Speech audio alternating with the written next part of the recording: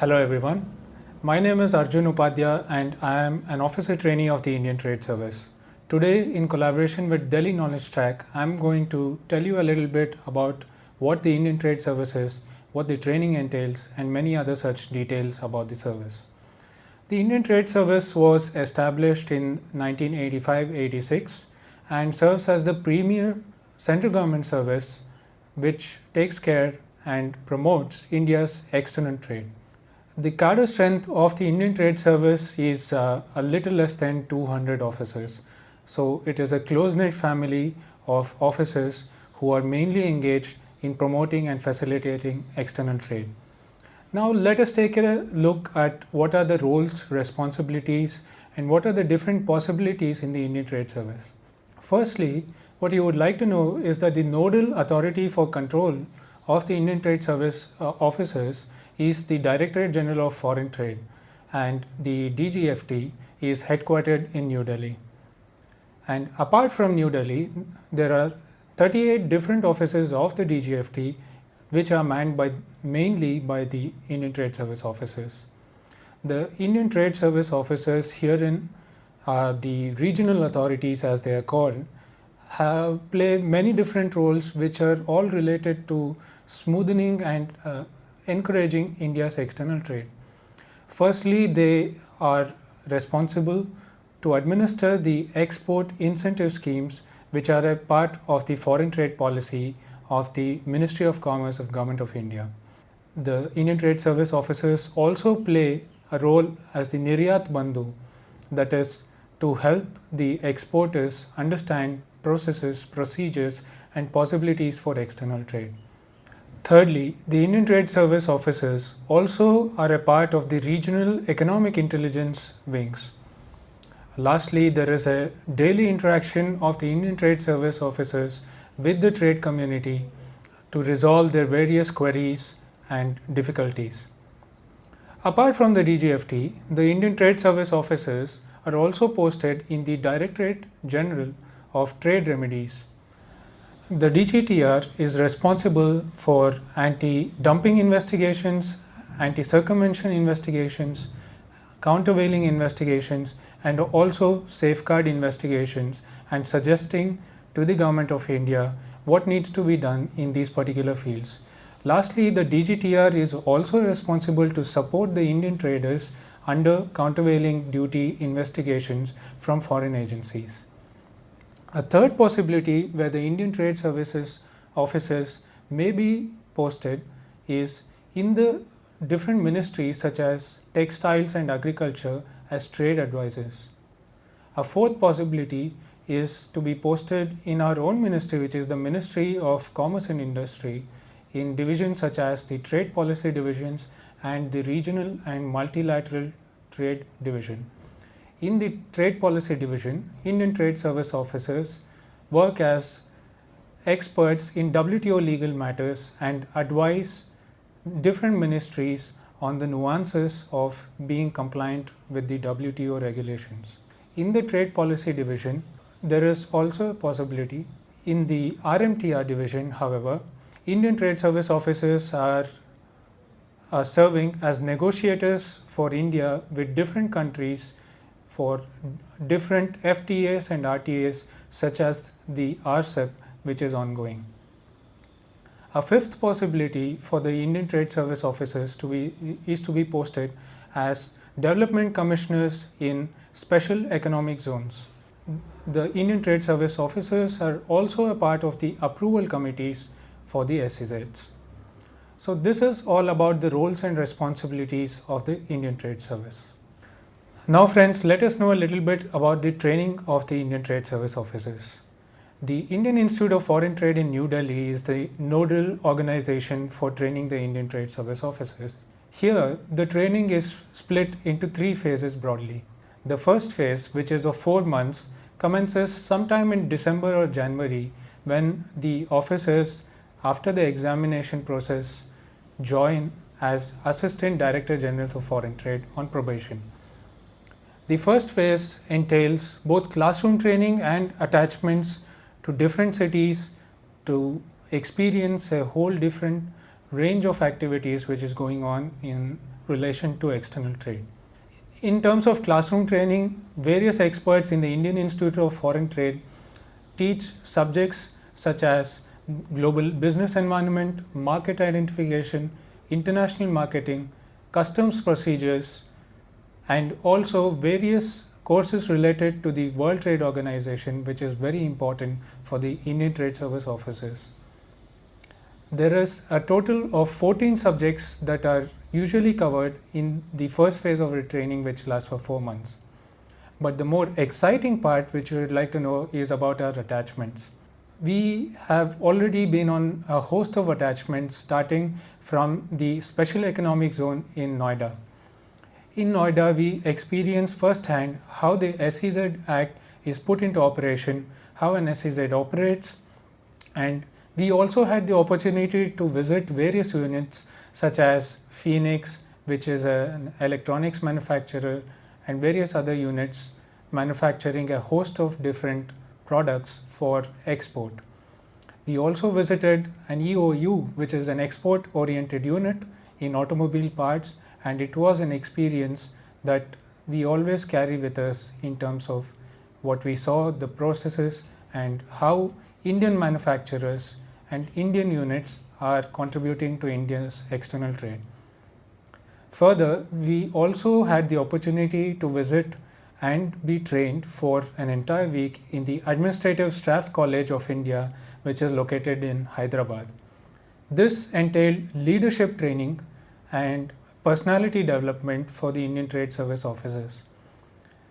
The picturesque campus of the ASCII and the training that so received have helped us a lot and have expanded our horizons. Further, we also visited the port city of Kochi for a week-long attachment. Here, the Indian Trade Service officer trainees visited the Coir board, the Spices board, and also the Cochin port, and also the transshipment terminal in Vellarpadam. The reason behind having so many different attachments in so many bodies is that the Indian Trade Service officers must be sensitized to the current situation in India's different export categories such as spices, coir, etc. By visiting these boards, we understood in depth about the current problems, the current situation, and what can be done in the future, and what role we as Indian Trade Service officers can play in expanding India's export in these particular products. The visit to the Cochin port was also very exciting because we had the opportunity to see and to board a fantastic cruise liner in which we got the first-hand experience about how things are managed in certain tourism sectors such as the cruise sector. We also visited the transshipment terminal in Vellarpadam, in which we experienced the logistics part of how external trade happens. Further, we also had an attachment in Nasen, Mumbai. We experienced firsthand how the custom authorities are working in tandem with the DGFT officials and the Indian trade officers to make India's external trade a fruitful reality. We were trained in various aspects such as Customs Act, Customs Procedure, GST, and other aspects which the custom officers are responsible for primarily. By doing this, we enhance the interoperability and the collaboration between the Indian Trade Service and the Indian Revenue Service, Customs and Excise, which are both important pillars of India's external trade.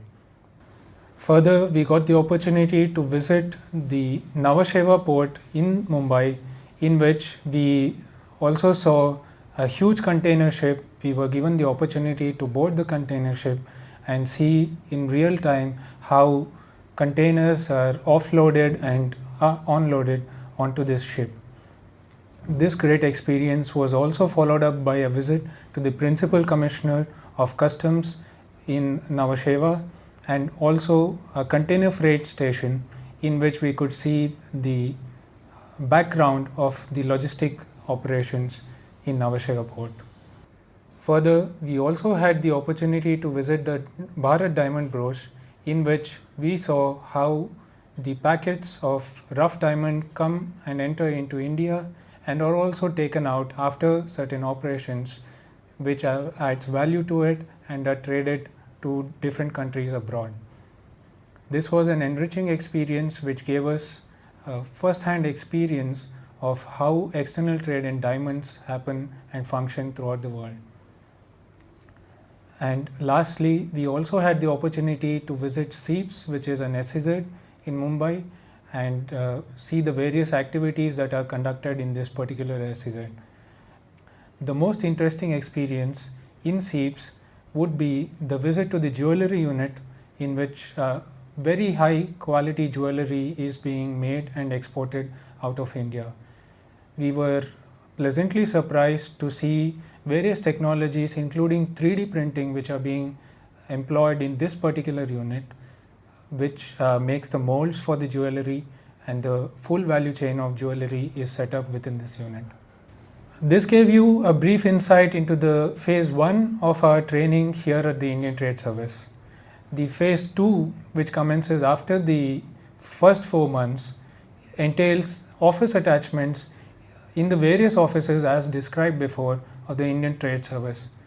This is the most important and enriching experience because we get to know firsthand how officers are working on the ground and dealing with different countries, different stakeholders, different industry organizations, and managing all of them to facilitate India's external trade.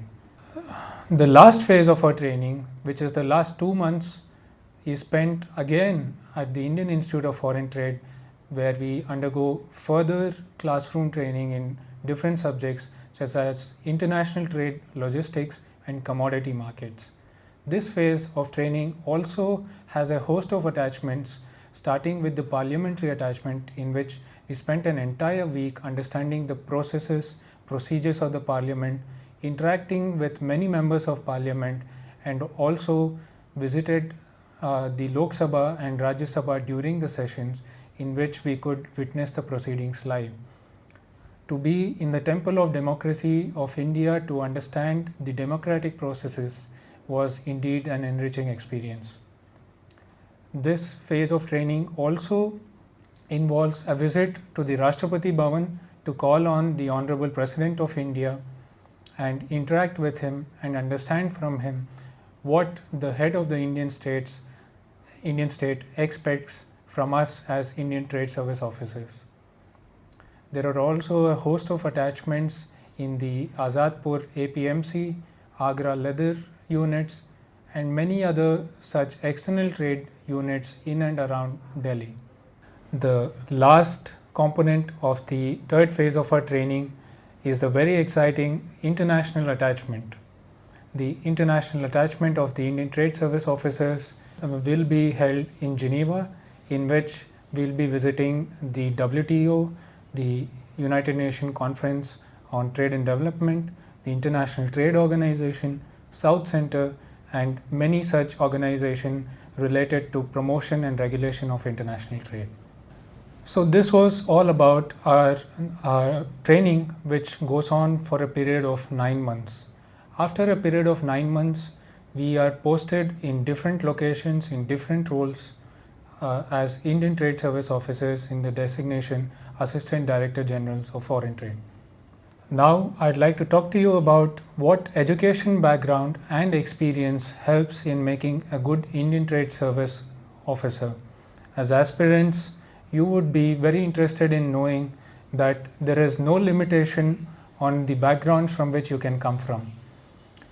For example, engineers who enter into the Indian Trade Service are extremely confident in their roles because of their technical background, which helps them understand the nitty-gritties of manufacturing and services which constitute India's external trade. The aspirants who have a law background who come into the Indian Trade Services have an exciting career waiting for them as officers in the DGFT headquarters, where a lot of litigation matters are taken care of, and the same goes for the regional authorities of DGFT. Also exciting is the possibility of serving in the Directorate General of Trade Remedies, in which the law background helps immensely. Lastly, the Trade Policy Division is also one place where lawyers can shine. Further, people who come from backgrounds such as economics or management also have a very exciting time in the Indian Trade Services because of their penchant for economics, trade, which is already ingrained into them as a part of their training. Further, people who come from backgrounds such as commerce and professional training such as chartered accountancy have an excellent opportunity in the Indian Trade Service because of their understanding of matters such as corporate law. Lastly, I'd like to also talk a little bit about the examination perspective and aspirants of what rank are getting into the Indian Trade Services. The ranks at which the entry into Indian Trade Services purely depends upon the preferences that the candidates go for. For instance, in the 2017 examinations, a candidate with the rank of 239 has opted for the Indian Trade Service. The closing ranks for entry into the Indian Trade Service varies from about late 500s for general category to about 800 for other backward classes candidates. But the important thing to know is that if you have a penchant for international trade, an inclination towards economics and activities of facilitating and growing the economy, the Indian Trade Service might be just the thing that you're looking for. For people who are interested in knowing more about the Indian Trade Service, can go to the link which is in the description below. The link is to a blog written by a serving Indian Trade Service officer. In this blog, you can find more about the roles and responsibilities and the possibilities for an Indian Trade Service officer. It also gives you a brief glimpse into what an Indian Trade Service officer does day in and day out as a part of his job. Thank you for listening to me today, and I hope that I have given you a brief insight into the Indian Trade Service. Hopefully, I will see some of you in the future serving alongside me in the Indian Trade Services. Goodbye.